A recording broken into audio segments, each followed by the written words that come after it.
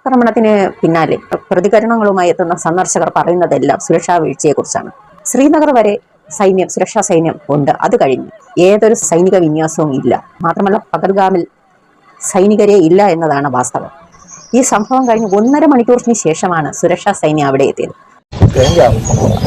सरकार तो गई हुई है, मतलब इतना बड़ा आतंकवादी का हमला हुआ, उनके कुछ पता ही नहीं है। इधर पूरी नीचे पूरे आर्मी का बेस है, उन्हें पता ही नहीं है, मतलब कुछ भी है। मतलब चाहता हूँ कि पहलगाम के ऊपर आर्मी रखो, 2-3 रखो पर रखो। कभी आप घूमने जाने का मन करेगा वहाँ जो हुआ आपके साथ?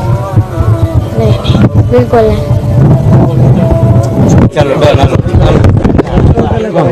ഞങ്ങൾക്ക് അനുഭവപ്പെട്ടൊരു കുറവ്, ഞങ്ങൾ പോകുന്ന വഴിയിലൊക്കെ ഈ മിലിറ്ററി സാന്നിധ്യമുണ്ട്.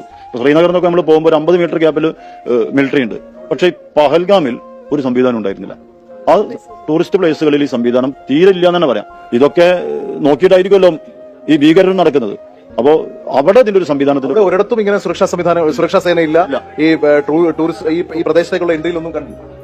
പഹൽഗാമിൽ ഈ സംവിധാനം തീരല്ലേ, മറ്റുള്ളവർക്കൊക്കെ എൻട്രിയിലുണ്ട്. പഹൽഗാമിൽ ഞങ്ങൾ പോയ സമയത്ത് ഈ സംവിധാനം ഞങ്ങൾ കണ്ടിട്ടേ ഇല്ല.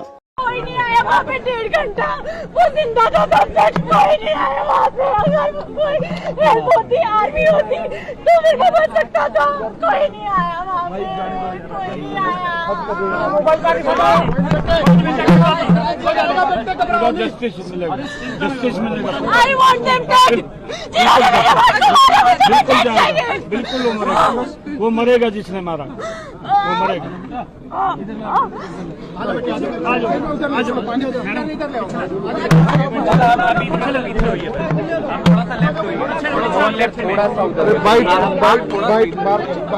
ഷോക്കിംഗ് ഇൻസിഡന്റാണ് ഉണ്ടായിട്ടുള്ളത്.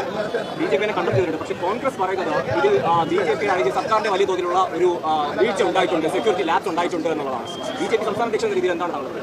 അല്ല, സെക്യൂരിറ്റി ലാപ്സ് ഉണ്ടായിട്ടുണ്ടെന്ന് അത് നമുക്ക് എല്ലാവരും കാണുന്നത്. അത് പാകിസ്ഥാനി ഭീകരവാദികൾ വന്ന് മതം ചോദിച്ച് ഒരു നിരപരാധിയായ സാധാരണക്കാർ അവിടെ സഞ്ചരിക്കാൻ പോകുന്ന കുടുംബത്തിൻ്റെ ഒപ്പം സഞ്ചരിക്കാൻ പോകുന്ന ഇന്നസെന്റ് വിക്ടിംസിനെ തന്നെ ക്രൂരമായി കൊന്നത് നമ്മൾ കാണുന്നു. അതുകൊണ്ട് അത് എങ്ങനെ നടന്നു, എന്തുകൊണ്ട് നടന്നു, അതെല്ലാം ഗവൺമെന്റ് നോക്കും. പാകിസ്ഥാനോട് അതിർത്തി പങ്കിടുന്ന കാശ്മീരിന് ഇതാണ് സുരക്ഷയെങ്കിൽ ഇതിനെല്ലാം ഉത്തരവാദി ആരാണ്? സുരക്ഷയ്ക്ക് എന്ന് പറഞ്ഞ് വർഷം തോറും മാറ്റിവെക്കുന്ന കോടിക്കണക്കിന് രൂപ എവിടെയാണ് പോകുന്നത്?